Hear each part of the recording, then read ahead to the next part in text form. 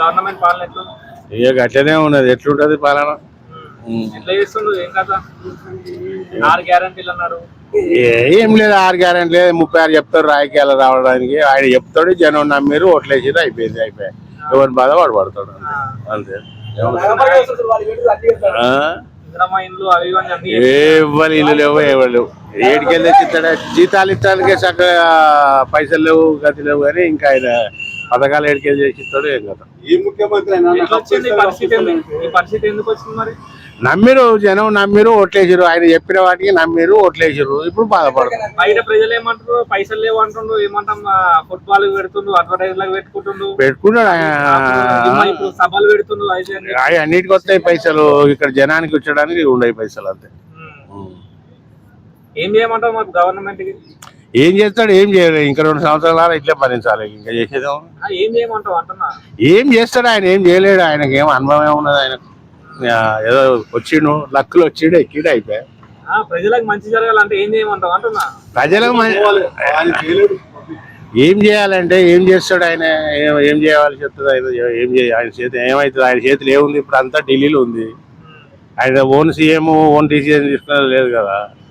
ఏం చేయాలన్నా ఢిల్లీ పోవాలి, చేయాలంతే. ఆయనే నడిపిస్తున్న రాష్ట్రం అంత లేదు. ఆయన చేతిలో ఏముంటుందా? వాళ్ళ సీట్లు ఎప్పుడు ఉండవో, ఎప్పుడు పోతాయో తెలియదు. ఎవరికి ఎప్పుడు పోతాయో తెలియదు. మరి ఇప్పుడు పైసలు అంటున్నారు. మూసీ ప్రక్షాళన కోసం 1,00,000 కోట్లు పెడుతున్నారు. మరి ఎట్లా? అది అంతా కానిపంతి అన్న, షో పుట్టపది. పైసలే లేవా? ఎంతమంది కాదు, మూసీ ప్రక్షాళన ఎంతమందిని తీసేస్తాడు ఆడికి? మంత్రివర్గం ఉంది కదా అన్నారు కానీ అయిపోయింది. ఇప్పుడు బడ్జెట్ అలొకేట్ అవుతుంది దానికి. బడ్జెటే లేదా? మరి ఏడికెళ్ళి వస్తాయి? ఏడికెళ్ళి తెస్తాడు? ఏముంది ఉందా? అంత ఎప్పుడు వరకే కానీ చేసేది ఏముండదన్న. అట్లా మూసీలో కొన్ని నిన్న మంత్రివర్గం ఏమంటాం మీటింగ్ అయింది. వాళ్ళు మొత్తం ఏమంటాం అది ఏమంటాం దాంట్లో పాస్ చేసిరు అన్నమాట. సో ఇది యాక్షన్ లోకి వస్తుంది ఇప్పుడు. అది వస్తున్నా గానీ అమలు కాదన్నది అంతవరకే. అది ఏడే సాధ్యం అవుతుందన్న. కొన్ని లక్షల ఇండ్లు పోతాయి. పాముల మాట లక్ష మూసి వరకే చేస్తాడా? ఇటో కిలోమీటర్న్నర, అటో కిలోమీటర్న్నర తీస్తే ఎన్ని ఇండ్లు పోవాలి? ఎంతమంది సఫర్ అవుతారు? ఎన్ని బిల్డింగ్లు పోతాయి? వీళ్ళందరికి ఉపాధి ఏడికెళ్ళి కదా కట్టిస్తాడు.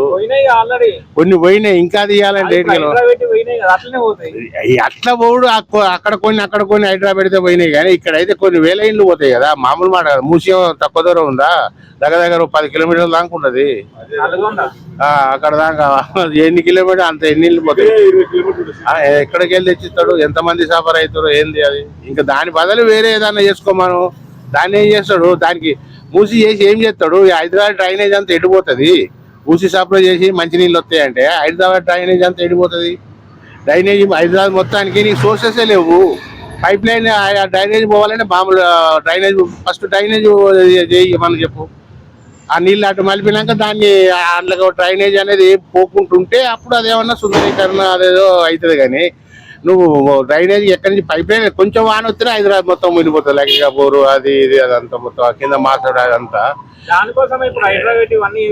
కరెక్టే అన్న. ఇప్పుడు అవన్నీ మునిగిపోతాయి. ఇప్పుడు ఆ వాటరే ఆ బుస్సీలోకి పోతుంది. పైనుంచి కింద దాకా మూసిపోతుంది ఆ డ్రైనేజ్ అంతా. ఇప్పుడు దాన్ని నేను తాగుతానికి చేస్తా, అది చేస్తా, ఇది చేస్తా అంటే ఈ డ్రైనేజ్ వాటర్ అంతా ఎడిపోవాలి. ప్రత్యామ్నాయం దానికి ఫస్ట్ కావాలి కదా. దీనికి ప్రత్యామ్నాయం అయినాకనే కదా నువ్వు దాన్ని చేస్తే బాగుంటుంది. అంతేనే కదా. దానికి ప్రత్యామ్నాయం ఏం చూపించకుండా నువ్వు మూసిని అది చేస్తా, ఇది చేస్తా అంటే అది ఎంతవరకు అది కరెక్ట్ డిసిజన్ కాదు. ఆయనకి ఎవరు చెప్తుండో, ఎవరు సలహాలు చెప్తారో కానీ అది కరెక్ట్ డిసిజన్ కాదు. అది ఇంకొకటి మన వర్షాలకు మునుగుతున్నాయి చేస్తున్నాయని హైదరాబాద్ పేదోళ్ళు ఇల్లు కొడుతున్నారు. అది దాని మీద ఏమంటారు? అదంతా ఎట్లా జరుగుతుందంటే అంత రాజకీయ కక్షతోటే కూల కొట్టుకుంటారు. కానీ ఈ రాజకీయ నాయకుడు ఆ నాయకుడు అంత తప్ప ఏం లేదు. అవునన్నా, పేదోళ్ళు ఉన్నందు ఓలు ఒక నాగార్జున ఒకడు కూలగొట్టాడు. ఇంకా మిగతా వాళ్ళు ఎవరు కూలగొట్టలే కదా. ఏక్ నెంబర్ 1 ఉన్నాయి. చెరువులల్లా కబ్జాలల్లా చాలా మంది ఉన్నాయి. మంచి మంచి చెరువులల్లో కట్టుకున్న పెద్ద పెద్ద బడా నాయకులే. ఫస్ట్ వాళ్ళని కూలగొడితే అందరూ సంతోషిస్తారు. ప్రజలే సంతోషిస్తారు. స్వచ్ఛందంగా ముందుకు వస్తారు. వాళ్ళందరూ పెద్ద పెద్ద బడా బాబులు వాళ్ళకి కూలగొడితే అందరూ సంతోషిస్తారు. రేవంత్ రెడ్డి చాలా మంచి పని చేసిండని చాలా మంది సీఎం బాగా చేసిండని అందరూ అంటారు. కానీ పేదోళ్ళకి కూలగొట్టి ఉన్నోళ్ళే అప్పుడు కరెక్ట్ కదా. ఎవరికైనా కోపం వస్తుంది ప్రజలకు. ఇన్నేళ్ళంచి కట్టుకొని ఎవడో బిల్డర్ వస్తాడు, వాడు అమ్మేస్తాడు, అడ్డి వీళ్ళకి అమ్మేస్తారు, వీళ్ళు ఇది సంపాదించుకున్నారంటే ఇన్ని లోన్ తెచ్చుకుంటారు, ఇల్లు సంపాదించుకున్న పైసలు పోతాయి, లోన్ వాడు చీటి మీద పడతాడు. వీళ్ళంతా సపరే కదా, పేదవాడు ఉన్నవానికి ఏం కాదు. బిల్డర్లు మంచిగానే ఉంటారు, అందరు బాగానే ఉంటారు. వచ్చేదంతా మధ్యతరగతి వాళ్ళకు పేదోళ్ళకే కదా, మరి ఏం లాభం దానివల్ల? అది కరెక్ట్ డిసిజన్ కాదు. ఇప్పుడు నీకు ఈసీఎం ఉండాలా